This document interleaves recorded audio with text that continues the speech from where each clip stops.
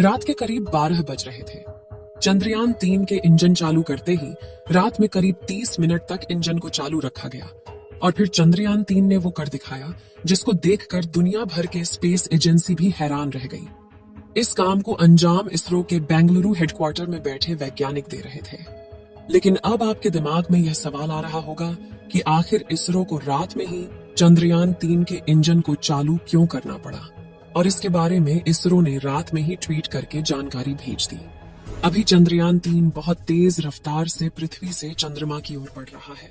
दोस्तों, जब से चंद्रयान 3 पृथ्वी से अपनी मंजिल को निकला है, तब से लोगों के मन में सवाल आ रहा है, आखिर कब चांद पर जाकर चंद्रयान मुसाफिर जानकारी और तस्वीरें भेजने वाला है। हम बताने जा रहे हैं कि अभी इसने क्या खुशखबरी दी है, और साथ ही आपको यह भी बताएंगे कि अभी पृथ्वी से कितने किलोमीटर दूर चला गया है और चांद की कक्षा में है, कब तक पहुंचेगा। चलिए दोस्तों, इस वीडियो में आपको पूरा डिटेल में इसके बारे में जानकारी देते हैं। आप देख रहे हैं जीके दृष्टि यूट्यूब चैनल। दोस्तों, इस बात को आप जानते हैं कि चंद्रयान 3 को 14 जुलाई के दिन इसरो का रॉकेट पृथ्वी से लेकर निकला था। इस रॉकेट का काम इसे केवल पृथ्वी की कक्षा में पहुंचाना था। उसके बाद इस रॉकेट का मलबा नीचे गिर गया, जो तभी से लेकर अब तक पृथ्वी की कक्षा में ही राउंड राउंड चक्कर लगा रहा है। 15 जुलाई के दिन ही इसने पृथ्वी के चारों ओर पहला राउंड पूरा किया था।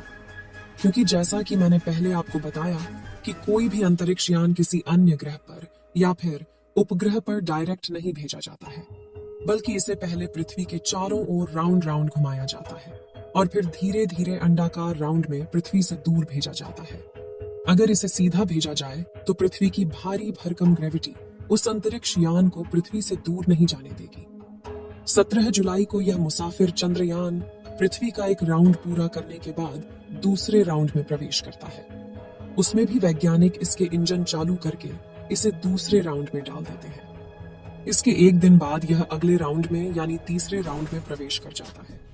20 जुलाई का दिन वैज्ञानिकों के लिए बहुत खास होता है, क्योंकि इस दिन भी वैज्ञानिक इसके इंजन को चालू करके चौथी कक्षा में इसे डाल देते हैं। यहाँ तक यह मशीन वैज्ञानिकों के प्लान के मुताबिक बिल्कुल सही काम कर रही है। फिर 25 जुलाई के दिन यह पृथ्वी के 5वें राउंड में पहुंच जाता है। अब यह पृथ्वी का लास्ट राउंड था। 25 जुलाई के बाद वैज्ञानिकों का इंतजार था 1 अगस्त का। यह इंतजार भी खत्म हो गया। 14 तारीख से लेकर 31 जुलाई तक चंद्रयान 3 ने पृथ्वी के चारों ओर पूरे 5 राउंड कर लिए थे। अब चंद्रयान बिल्कुल सही सलामत पृथ्वी के 5 राउंड पूरा करके तैयार हो गया था। किसी भी अंतरिक्ष यान को पृथ्वी की भारी ग्रेविटी से निकलने के लिए इसके इंजन को चालू करना पड़ता है। फिर वैज्ञानिकों का इंतजार था 31 जुलाई और 1 अगस्त की मध्य रात्रि का। रात में करीब 12 बजे वैज्ञानिक इसके इंजन को चालू कर देते हैं। जैसे ही चंद्रयान पृथ्वी से 236 किलोमीटर की दूरी पर पहुंचता है, तो वैज्ञानिकों ने स्पेसक्राफ्ट में लगे थ्रस्टर्स में फायरिंग की। इस पूरी प्रक्रिया को विज्ञान की भाषा में ट्रांसलूनर इंजेक्शन कहा जाता है। इस पूरे प्रोसेस में करीब आधे घंटे का समय लगा था। वैज्ञानिकों की टीम पूरी तरह से चौकस थी और आधे घंटे बाद ही चंद्रयान 3 ने इतिहास रच दिया। चंद्रयान 3 ने वो कर दिखाया जिसके बारे में इसरो को पूरी उम्मीद थी। यह भी एक प्रकार से चंद्रयान 3 के लिए किसी अग्नि परीक्षा से कम नहीं थी। जब पूरी दुनिया सो रही थी, उसी समय इसरो इतिहास लिख रहा था। यानी रात को ही चंद्रयान 3 ने इतिहास रचते हुए पृथ्वी के गुरुत्वाकर्षण को छोड़कर पृथ्वी और चांद के बीच वाले रास्ते की तरफ मुंह मोड़ लिया था, जहां अब उसे एक भयानक अंतरिक्ष में लंबी दूरी तय करनी है। चांद तक पहुंचने के लिए अब चंद्रयान पृथ्वी और चंद्रमा के बीच के हाईवे के ऊपर चल रहा है। लेकिन दोस्तों, जब यह पृथ्वी का गुरुत्वाकर्षण छोड़ता है, तो उसमें इसकी स्पीड बहुत ज्यादा तेज रखनी पड़ती है। जब हमारी पृथ्वी के वातावरण से बाहर निकला था, उस समय इसे 1 सेकंड के अंदर 11 किलोमीटर की स्पीड हासिल करनी पड़ती है। इतनी स्पीड हासिल करने के लिए इसरो के वैज्ञानिकों ने बाहुबली रॉकेट का प्रयोग किया था। भारी भरकम रॉकेट बादलों को चीरता हुआ चंद्रयान 3 को पृथ्वी के ऑर्बिट में लेकर गया था। अभी हाल फिलहाल इसकी स्पीड की बात की जाए तो करीब 40,000 किलोमीटर प्रति घंटा है। अभी 5 से 6 दिन इसे सीधे हाईवे की तरह सफर करना है। 6 दिन बाद फिर से वैज्ञानिक चंद्रयान 3 के इंजन को चालू करेंगे, क्योंकि इस बार चांद की कक्षा में प्रवेश करेगा, जहां पर वैज्ञानिक इसके इंजन को ऑन करके इसे चंद्रमा की कक्षा में धकेल देंगे। फिर जब चांद का गुरुत्वाकर्षण इसे पकड़ लेगा, तो वही प्रोसेस अपनाएगा जैसे पृथ्वी के चारों ओर अपना रहा था। चांद के चारों ओर अंडाकार राउंड काटते हुए धीरे धीरे चांद की धरती के नजदीक जाएगा। लेकिन ये काम आपको जितना आसान लग रहा है उतना है नहीं। यहाँ पर अगर वैज्ञानिकों से अगर थोड़ी सी भी चूक हो जाती है तो आपको पता है कि यह मुसाफिर 40,000 किलोमीटर प्रति घंटा की रफ्तार से बढ़ रहा है। इतनी रफ्तार से चूकने पर चांद से आगे निकल सकता है। वैज्ञानिक इसे चांद की कक्षा में डालने के लिए मॉड्यूल सिस्टम को ऑन करके क्लस्टर्स के माध्यम से इसे कंट्रोल करते हैं। प्रोपल्शन मॉडल में लगे छोटे छोटे इंजन की मदद से इसे अपोजिट दबाव देकर इसे चांद की कक्षा में डाल दिया जाएगा। इसरो के वैज्ञानिक पल पल की जानकारी रखेंगे।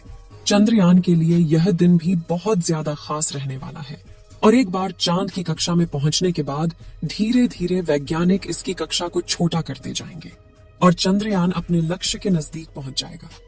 इस प्रोसेस में काफी दिनों का समय लगेगा। 17 अगस्त के दिन चंद्रयान 3 का प्रोपल्शन मॉड्यूल विक्रम लैंडर से अलग हो जाएगा। उसके बाद चांद का कुछ राउंड काटने के बाद 23 अगस्त के दिन यह चांद के बहुत नजदीक यानी 30 किलोमीटर की ऊंचाई पर पहुंच जाएगा। फिर इसका केवल एक ही काम है, बस इसे धीरे धीरे चांद की जमीन पर उतरना। यह सफर कुछ मिनटों का होता है, लेकिन इस पूरे मिशन का यह 15 से 20 मिनट बहुत ज्यादा खास और भयानक होते हैं। इसी स्टेज में आकर अच्छे अच्छे मिशन फेल हो जाते हैं, क्योंकि इस समय इस अंतरिक्ष यान को बड़े आराम से उतरना होता है और इसके लिए वैज्ञानिक इसके अंदर एडवांस टेक्नोलॉजी वाले उपकरण लगाते हैं जिसकी गति को उतरते वक्त स्लो करते हैं, जिसे थ्रस्टर्स कहा जाता है। यही थ्रस्टर्स इसे ऊपर की ओर धकेलते हैं, जिससे इसकी स्पीड कम हो जाती है। इस दौरान चंद्रयान 3 के लैंडर की रफ्तार 6000 किलोमीटर प्रति सेकंड से धीरे धीरे घटकर 7.2 किलोमीटर प्रति सेकंड यानी 2 मीटर प्रति सेकंड तक लेकर आना है। जिस वक्त अंतरिक्ष यान उस भयानक जगह पर उतरेगा, उस वक्त ये अपना खुद का दिमाग इस्तेमाल करने वाला है, यानी खुद की आर्टिफिशियल इंटेलिजेंस का इस्तेमाल करके यह डिसाइड करेगा कि इसे उस मुश्किल वक्त में कैसे फैसले लेने हैं। इसरो के इसी तकनीक की दुनिया दीवानी हो गई। ये एडवांस तकनीक इसके अंदर लगे होने की वजह से वैज्ञानिकों को इतनी ज्यादा टेंशन नहीं है, क्योंकि रोबोटिक माइंड मुश्किल परिस्थिति में बिल्कुल भी विचलित नहीं होने वाला। इसरो के वैज्ञानिकों ने यह तकनीक इसलिए लगाई क्योंकि वहां पर सेकंड का खेल होता है। अगर उसे पृथ्वी पर बैठकर कमांड देंगे तो कमांड को पहुंचने में टाइम लग जाता है।